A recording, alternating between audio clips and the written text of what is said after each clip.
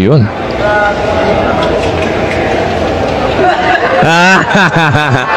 Dumidila pa, dinilaan pa si JB Suwal ni Champ Efren. Ver.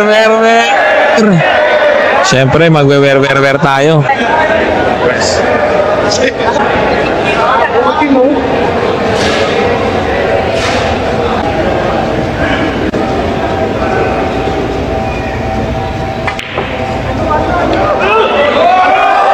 Side nga. Okay. Bago magpaalam si Champ Efren sa table, nakita nyo naman, tinuro, aabutin daw sana ng pato, pero hindi inabot. Side ball ang ginawa niya.